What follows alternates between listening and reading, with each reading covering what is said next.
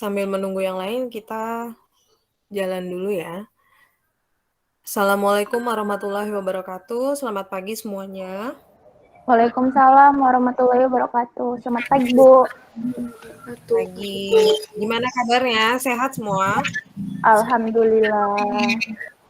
Alhamdulillah. Saya sambil absen, sambil menunggu yang lain ya. Afiah Amalia Putri. Hadir, Bu. Oke, semangat ya. Iya. Afiah bisa on cam ya. Tunggu dulu.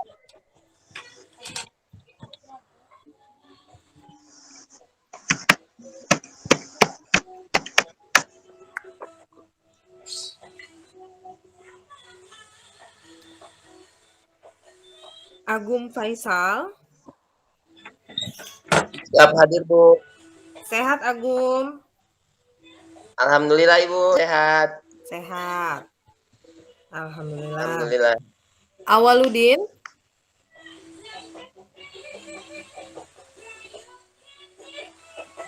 Awaludin belum hadir. Oke. Bunga Dira. Hadir, Bu.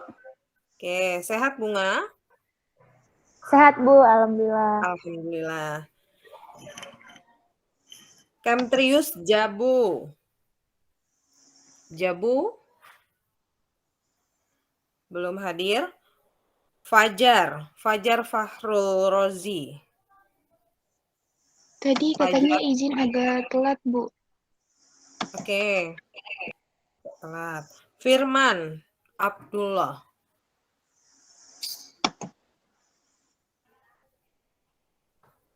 Belum hadir. Gadis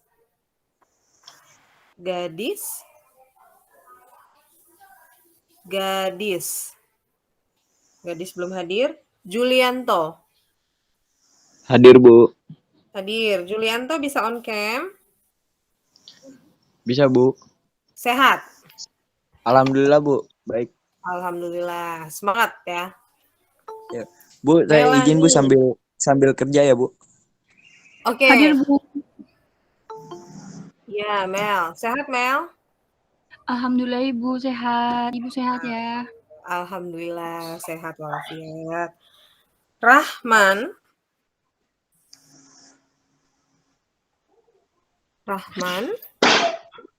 Hadir, Bu, hadir. Hadir. Oke, semangat ya Rahman. Sehat Rahman? Sehat, Bu, sehat. Sehat. Rahman bisa on cam. Oke. Rara.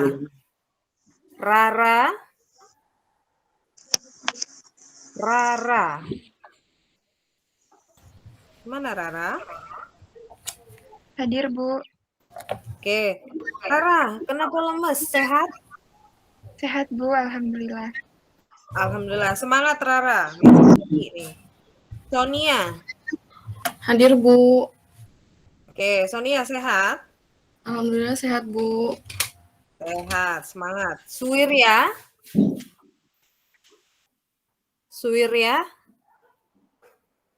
Belum hadir.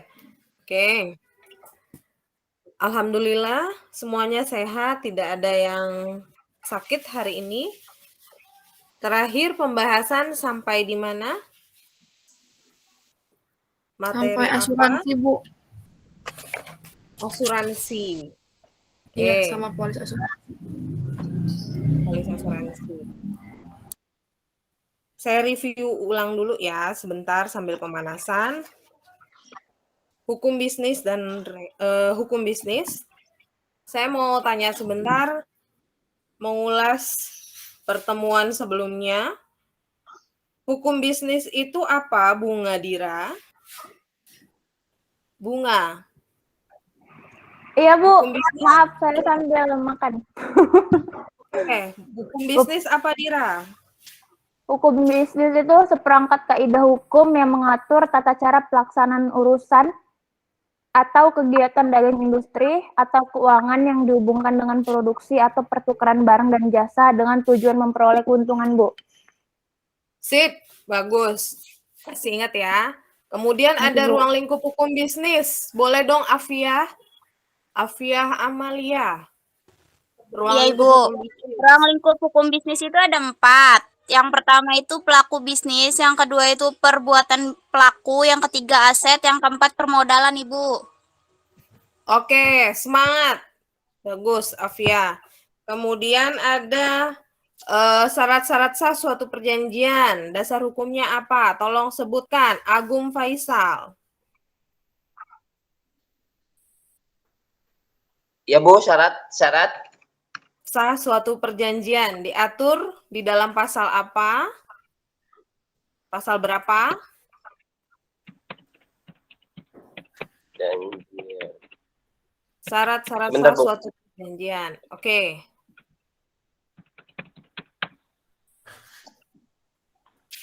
Dalam Ada dua penjelasan pasal 1230 KUH Perdata, Kitab Undang-Undang Hukum Perdata. Agum, Ya, Bu. pasal 1320 KUH Perdata. Oh, 1320, Bu. Ya, pasal 1320 KUH Perdata.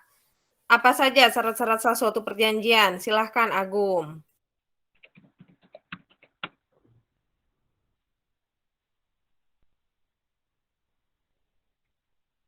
Penjelasan. Bentar, Bu. Lupa ya. Ada syarat Oh, ada, Bu. Ada subjektif. 4 ya? Ada syarat objektif. Syarat subjektif itu apa? Contohnya apa? baik, Bu. Syarat sah objektif berdasarkan pasal 1320 KUH Perdata. Yang pertama, objek perihal tertentu. Yang kedua, kausa yang diperbolehkan atau dihalalkan atau juga dilegalkan. Syarat sah yang subjektif berdasarkan pasal 1320 KUH Perdata. Yang pertama, adanya kesepakatan dan kehendak. Yang kedua, wewenang berbuat, Bu. Oke. Umumnya juga nggak, Bu? Kenapa? Syarat umumnya. Syaratnya hanya 2 ya, syarat subjektif dan syarat objektif. Untuk pengertiannya, saya tambahkan, syarat subjektif itu syarat yang jika salah satu syaratnya tidak dipenuhi, maka dapat dibatalkan. Oleh siapa? Oleh salah satu pihak. Itu syarat subjektif. Contoh dari syarat subjektif itu ada 2. Yang pertama, kesepakatan, sepakat, deal, oke. Yang kedua, cakap. Cakap di sini bukan cakep parasnya, tapi sudah dewasa, berakal sehat, tidak di bawah pengampuan. Nah, itu maksud dari cakap. Kemudian, yang kedua ada syarat objektif. Pengertian dari syarat objektif yaitu syarat yang jika salah satu syaratnya tidak dipenuhi maka batal demi hukum. Kenapa artinya batal demi hukum? Batal dengan sendirinya karena menentang atau bertentangan dengan hukum yang ada di Republik Indonesia. Contoh dari syarat objektif ada 2 juga. Yang pertama, perihal tertentu. Perihal tertentu maksudnya apa? Barangnya jelas. Ya. Kemudian kausa yang halal. Kausa yang halal itu tidak memperjualbelikan barang-barang yang bertentangan dengan undang-undang di negara Republik Indonesia, seperti itu. Nah, kalau melanggar salah satu, entah itu perihal tertentu atau kausa yang halal, maka perjanjian tersebut batal demi hukum. Itu bedanya syarat subjektif dan syarat objektif. Oke, terima kasih, Agum. Baik, Bu. Sama-sama. Oke. Haki, kemarin saya sudah bahas haki. Boleh untuk mereview Rara. Rara, haki itu apa, Rara? Haki atau hak atas kekayaan intelektual adalah hak eksklusif yang diberikan oleh negara kepada seseorang atau kelompok atau lembaga untuk memegang kuasa dalam menggunakan dan mendapatkan manfaat dari kekayaan intelektual yang dimilikinya, Bu. Oke, haki adalah hak eksklusif yang diberikan oleh negara kepada seseorang atau badan hukum, seseorang atau kelompok atau lembaga untuk memegang Kuasa, apa? memegang kuasa dalam Iya, menggunakan dan memegang mendapatkan kuasa manfaat dalam menggunakan manfaat dari kekayaan intelektual yang dimilikinya. dari kekayaan intelektual yang dimilikinya tersebut. Sip. Contoh dari haki apa, Rara? Kayak hak cipta, hak paten, merek, desain industri, rahasia dagang, dan tata letak sirkuit, Bu. Oke, terima kasih, Rara.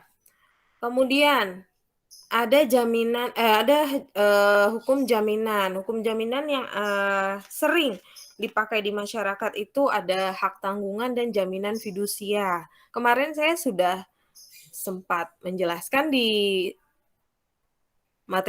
di pertemuan sebelumnya ya, Melanie? Ya. Iya, Bu. Oke. Saya mau Julianto. Julianto. Ibu, Julianto izin lagi jalan ke kerjaannya, Bu. Oh, oke. Terima kasih Bunga Iya, konfirmasinya. Bu, sama-sama. Sonia Andara. Iya, Bu. Ya, Sonia, tolong jelaskan perbedaan antara hak tanggungan dengan jaminan fidusia. Berikut contohnya. Kalau hak jaminan itu menjaminkan asli surat berharga dari benda tidak bergerak seperti sertifikat tanah sama gedung. Kalau jaminan fidusia itu menjaminkan asli surat berharga dari benda bergerak. Contohnya BPKB kendaraan. Betul. Oke, terima kasih Sonia. Sama-sama, Ibu. Oke.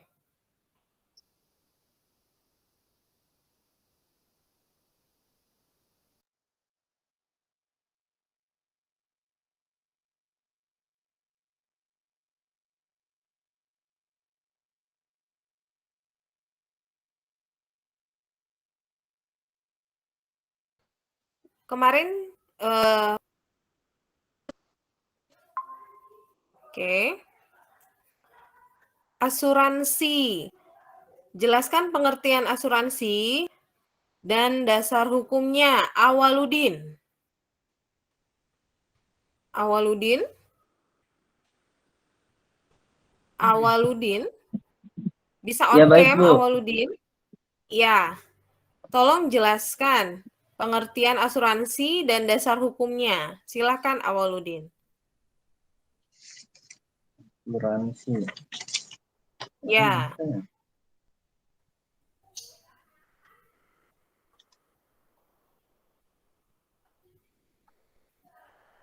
Yang dimaksud dengan asuransi dan dasar hukumnya.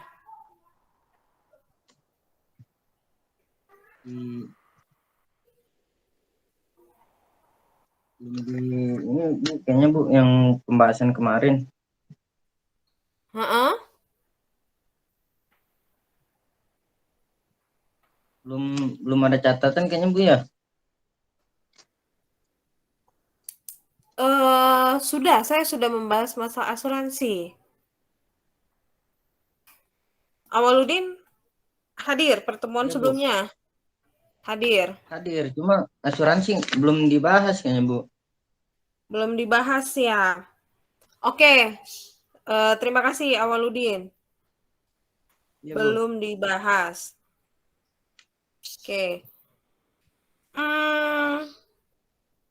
Apakah sudah bergabung Fajar? Oke. Fajar?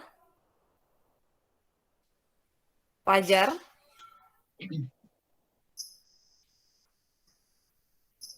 Fajar. Iya, Bu. Fajar. Pertemuan lalu, apakah saya sudah membahas asuransi? Kalau menurut catatan saya sih sudah, Ibu. Sudah. Oke. Mengenai waralaba, apakah sudah? Waralaba. Bentar, Bu.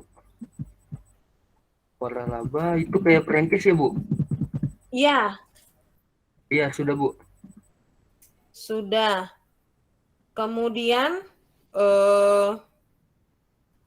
perlindungan konsumen sudah? perlindungan konsumen, wait, Bu.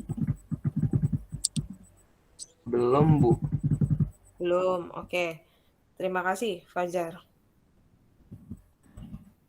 Oke. Coba Awaludin nanti bisa disimak. Saya minta penjelasan dari Melani. Mel, bisa tolong jelaskan pengertian asuransi dan dasar hukumnya, Mel? Bisa, Ibu. Silakan. Asuransi diatur pada Undang-Undang Nomor 2 Tahun 2002 tentang asuransi. Asuransi Undang-Undang Nomor 2 Tahun 2002 tentang asuransi. 2002 atau 1992, Mel? 1992, Bu. Ya. Dasar hukumnya pasal 246 KUHD berbunyi, asuransi adalah perjanjian di mana seorang penanggung mengimat diri kepada seorang tertanggung dengan menerima suatu premi untuk memberikan penggantian kepada tertanggung atas suatu kerugian, kerusakan, atau kehilangan keuntungan yang diharapkan yang mungkin akan dideritanya karena peristiwa yang tidak tertentu. Oke, terima kasih, Mel. Sama-sama, Bu. Awaludin. Oke, boleh dicatat atau disimak. Oke, terima kasih, Mel.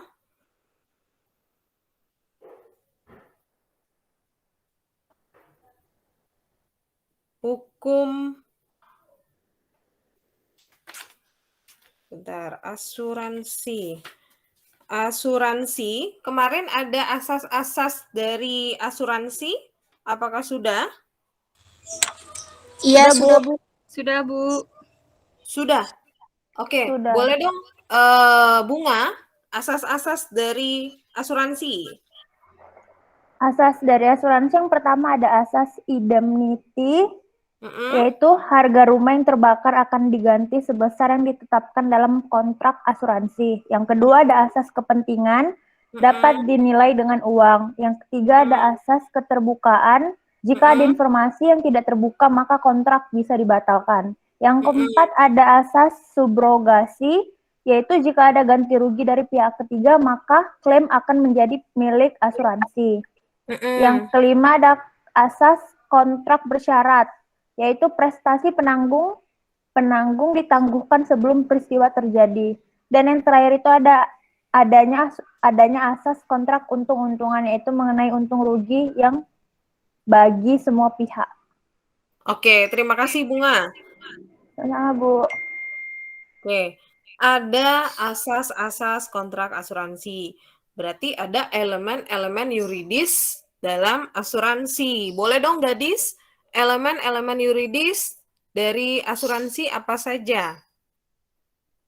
Kemarin ada 6 elemen.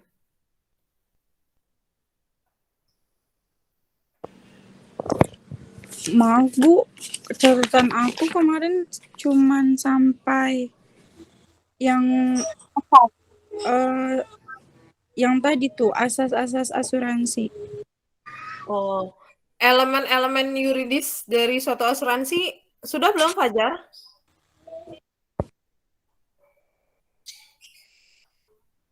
Fajar? Fajar?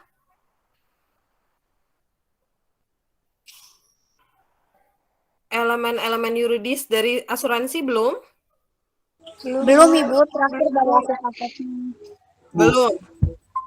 Oke. Boleh, berarti saya lanjutkan dulu yang asuransi ya. Iya, Bu. Elemen-elemen yuridis dari suatu asuransi itu ada 6. Yang pertama, adanya pihak tertanggung. Adanya pihak tertanggung. Pihak tertanggung itu siapa? Pihak yang kepentingannya diasuransikan. Yaitu kita sebagai nasabah asuransi. Itu kita disebutnya tertanggung.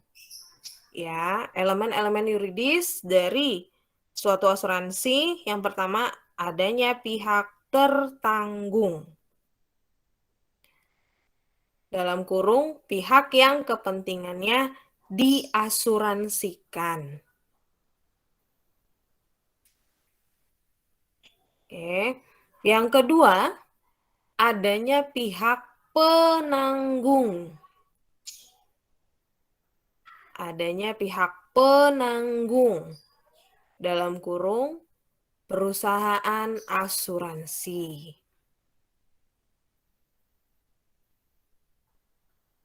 Oke. Yang ketiga, adanya kontrak asuransi. Adanya kontrak asuransi. Nah, sebelumnya kan saya udah pernah jelasin mengenai polis ya. Polis itu kan isi dari suatu kontrak asuransi. Nah, ini nyambung ke elemen yuridis, adanya kontrak asuransi. Yang keempat, adanya kerugian, kerusakan, atau kehilangan. Adanya kerugian, kerusakan, atau kehilangan dalam kurung yang diderita oleh tertanggung.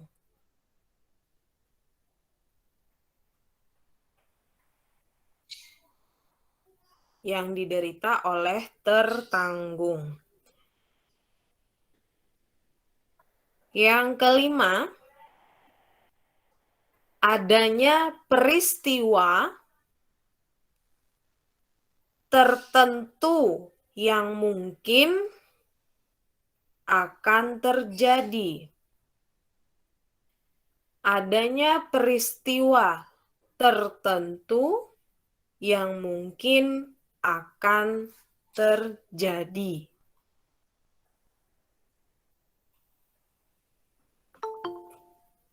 Sudah? Dalam kurung, misalnya kebakaran dalam asuransi kebakaran.